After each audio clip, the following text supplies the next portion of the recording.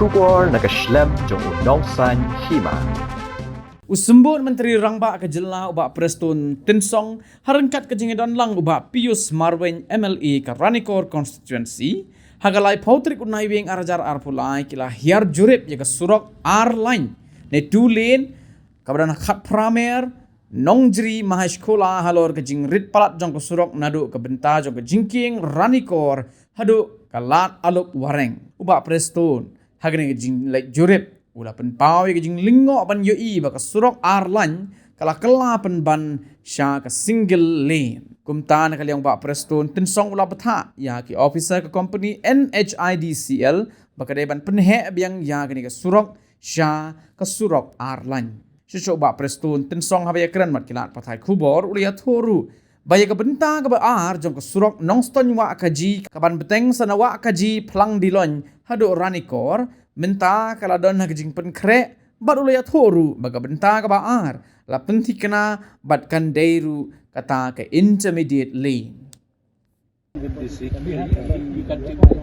I'll give you a copy of this. Since we have already, since the land is already there, why not we convert into double? Because really it looks very bad. So really from there, the moment you cross the bridge, then when I reach here, I saw what is this? Is it single lane or double lane? That's yeah. Because see, since the land it belongs to PUD, you will just hand over. Then you can just go with this only. Because see, even with this, with this existing one, the crate is good enough. Or what do you say? Yes. I think the crate is good enough. Because see, sometimes head office they will see only from the writing, this theory. But here, today's meeting reference. Okay. And that bridge is not that bad. The span is not that much. This river is what? Rilang River. Clear this is the junction. The span juga ni ke bridge na clear ke 140 meter. Kaya lang isna pun akan fokus wala ini kalau clear ka 1 meter. Kalau jurong lo meter. Ini buat design RBC. Okay. RBC.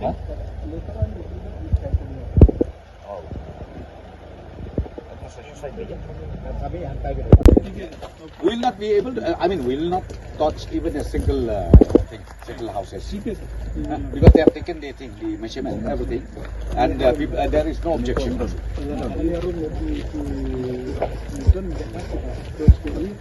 Itu isu those any encroachment dulu Kabau it is within di thay das ka kajing he chongka kedon kebenta ka balong intermediate don ka ba ih kumalok single lane tinggal discuss pat ke official chongka NHIDCL dia ka ba ya take object ni ka no kin la pala no ko ka de balong double lane ko balok le ka te site pak adin to ka south lane ta tinggal on page kita lagi tinggal wan lak tu ki official chongka NHIDCL ka ba ini kismi antan sa take of your issue pakir pin ra sa ko head office joki pakin la nang ni ta la da ka do pin Mereka awak haji berselesai kan ka bade na po andiloi kana pang diloi ka wa haji plang diloi hadu angneran ko ka tu menta ka di ka second phase ka ba ni engage menta ya ki consultant gila ya ka detail alignment nama ka alignment menta kan don ke jingkela atau kami aga bagi selek kan ka alignment pat hadin jot mata pinsinai ka dipian hadin ka approve pada nak pen ko deli ya kan alignment termo kisah na saya ka dipian tambah ka second phase lah dikenakan kan dehi ka intermediate lane kaju kan ya kaju ka intermediate lane kumaka long na nong stoi hadu hawa kaji tenawa kaji haplang diloi miru kan deka intermediate lane okay Thank you.